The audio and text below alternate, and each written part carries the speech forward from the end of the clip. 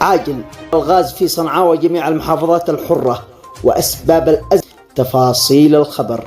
أهلا وسهلا. الشركة اليمنية للغاز بصنعاء تطمئن بعدم القلق أو الانجراف وراء الشائعات والمبرر، وكل ما كان من إشاعات باطلة هي افتعال بعض المصالح وافتعال الأزمات وإقلاق غير قابل، وهذا غير إخلاقي أن يفتعل مثل هذه الإشاعات الباطلة.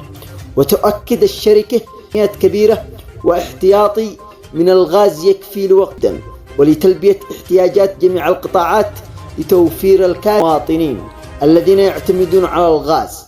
وحال حدوث أي رفع غير مبرر للأسعار يرجى عبر الرقم المجاني 800-006 أو الرقم العمليات 03-303. ولك الشكر والتقدير.